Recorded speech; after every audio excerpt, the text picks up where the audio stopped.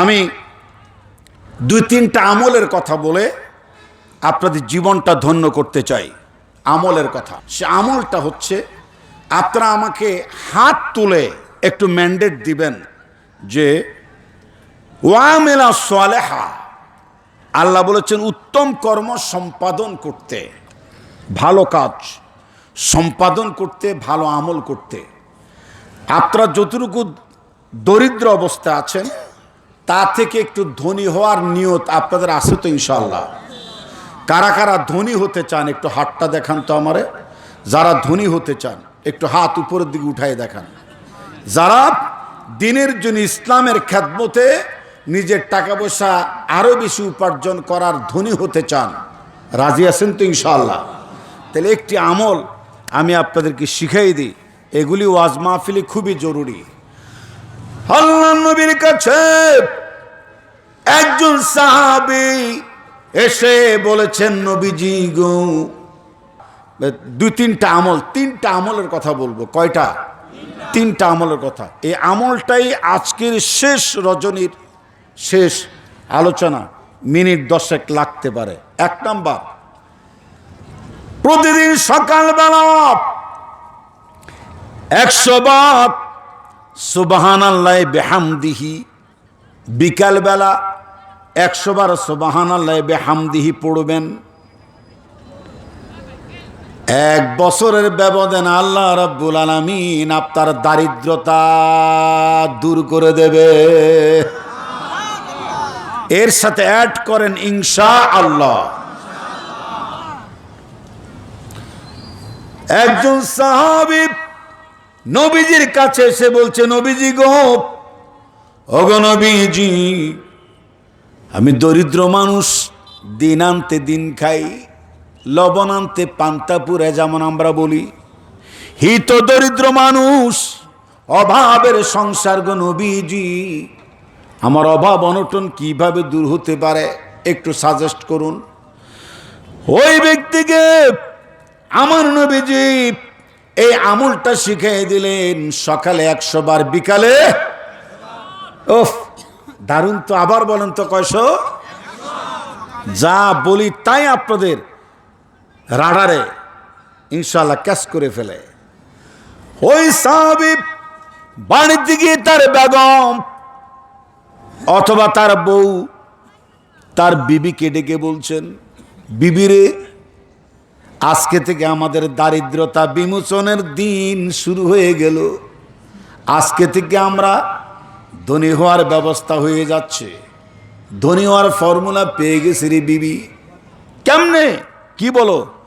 যে হ্যাঁ, সকালে 100 বার, বিকালে দোয়াটা শুনাই দেন তো, সুবহানাল্লাহ বিহামদিহি, শুধু এর দুইটা শব্দ, সুবহানাল্লাহ বিহামদি, এই দোয়াটা পড়বে। আল্লাহর হাবিব বলেছেন আমাদের নাকি দারিদ্রতা বিমোচন হবে, আমরা নাকি ধনী হতে পারবো। স্বামী স্ত্রী বিশ্বাসের সাথে এই আমলটা যখন শুরু করেছে, 1 বছর পরে নবীজির সামনে সেই সাহাবী একটা গাঠুরি নিয়ে, একটা পোটলা নিয়ে আল্লাহর হাবিবের হুজরায় তার সামনে রাখলেন আর বললেন, নবীজি, আমাকে কি আপনি চিনতে পেরেছেন গো নবীজি? না তো, কে তুমি? যে 1 বছর আগে আমার সংসারের দারিদ্রতা অবস্থার পরিবর্তন ঘটাবার ফর্মুলা সাজেশন চেয়েছি বলে আপনি আমার যে দোয়াটা শিখিয়ে দিয়েছেন, সকালে 100, বিকালে 100 বার, স্বামী স্ত্রী 2 জন আমল করেছি। এর মাধ্যমে আল্লাহ রাব্বুল আলামিন এমন কর্মসংস্থান বা অর্থ উপার্জনের লাইন ঘাট আল্লাহ দান করে দিয়েছে। এত বেশি টাকা পয়সার মালিক আল্লাহ আমাদেরকে করেছে, যার কারণে সেই ধন সম্পদের যাকাত আমাদের উপরে ফরজ হয়ে গিয়েছে। কথা বুঝে ফেলেছেন মনে, তাই না? সময় লেগেছে কয় বছর? 1 বছর। আর আর থাকতে মুখী কি কথা, কয় বছর? 1 বছর। সকালে 100, বিকালে 100। দোয়াটা কি? সুবহানাল্লাহি বিহামদি সুবহানাল্লাহিল আযীম। সম্মানিত উপস্থিতি আমার, এই দোয়াটা দুইজন পড়েছে আল্লাহর উপরে বিশ্বাস করে, কারণ ইন্নাল্লাহা গানিয়ুন ওয়া আনতুমুল ফুকারা। আমরা সবাই দরিদ্র, আমরা সবাই ফকির, আমার আল্লাহ ধনী, এত বেশি ধনী, তাসবিহ তাহলিলের মধ্য দিয়ে আমার আল্লাহ ধনী বানাই দিতে পারে, পারে পারে কি পারে না? শুনলে আমল করতে আগ্রহ জাগবে, খুশি হবেন।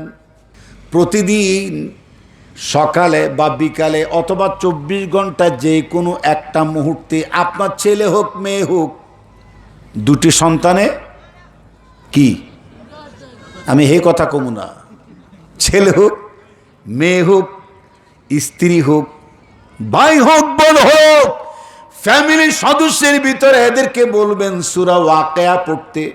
কোন সূরা? সূরাতুল ওয়াকিয়া পড়বেন। ওহি তো দরিদ্র মায়েরা, আমার মায়েরা, আমার বোনেরা, অবশ্য আগের কথাটা লক্ষ্য রেখেছেন, সকালে 100 বিকালে 100 সুবহানাল্লাহি বিহামদি তাসবিহটা পড়বেন। পড়লে আপনি কর্মসংস্থান হবে, অলস সময় কাটাবেন না, ঘুমাবেন না, ফজর নামাজ পড়ে কাজে বের হবেন, কাজে যোগদান করবেন। আপনার বাড়ির আশেপাশের খালি জায়গা, আপনারা বিভিন্ন ফল ফলাদি ফসলাদির বাগান, তরি তরকারির বাগান করেন, খাইলা পুকুরগুলো মাছের চাষ করেন, তেলাপিয়া ছেড়ে দেন। অল্প সময় আপনারে স্বাবলম্বী করে তুলবে কে?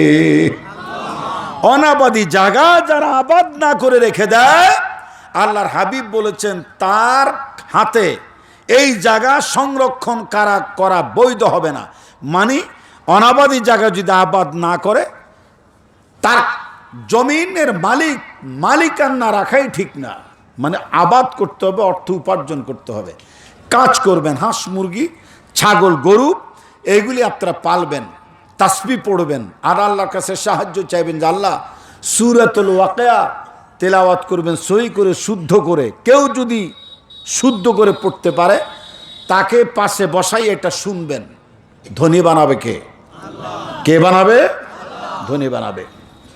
হ্যাঁ, সম্মানিত ভাইরা আমার, একজন লোক বলেছে আমি ধনী হওয়ার ফর্মুলা কি? বলে যে তুমি সব সময় আল্লাহর শুকর আদায় করবে।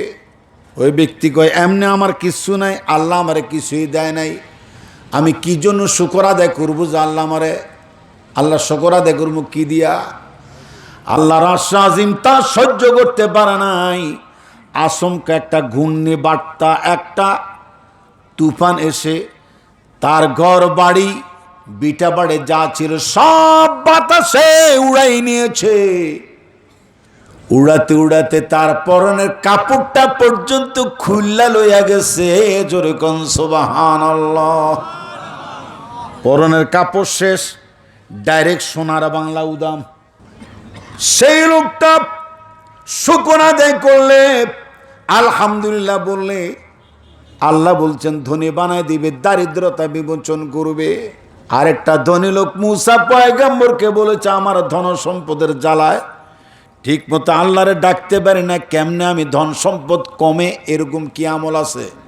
হ্যাঁ, বলে যে তুমি নাশুকুরি করবা, কয়ে জীবনও সম্ভব নয়। আল্লাহ নেয়ামতের শুকর আমি আদায় করে যাব, নাশুকুরি করতে পারবো না। তার ধন সম্পদ আল্লাহ বাড়াবে নাকি কমাবে? বাড়াবে। সুখে থাকেন দুঃখে থাকেন সুবহানাল্লাহি বিহামদি আলহামদুলিল্লাহি রাব্বিল আলামিন। এভাবে শুকর আদায় করলে আল্লাহ খুশি হবে, নেয়ামত বৃদ্ধি করে দিবে। কে বলে দিয়েছে? জোরে বলেন। ফাযকুরুনি আযকুরুকুম ওয়াশকুরুলি ওয়ালা তাকফুরুন। শুকর আদায় করো, কুফরি করবে না, আমি আল্লাহ নেয়ামত বাড়িয়ে দেব। আর একটা আয়াতের ভিতরে আমার মাবুদ বলেছেন, খেয়াল করেন, আমি যত কথা আপনাদেরকে বলি এই কথাগুলি আবার কোরআন শরীফের আয়াত দিয়ে ফিনিশিং দেই, ঠিক কিনা স্যার? ফিনিশিং দিয়ে এখানেও কি আছে দেখেন, লা ইন শাকারতুম লা আযীদান্নাকুম ওয়ালাইন কাফারতুম ইন্না আযাবি লাশাদীদ।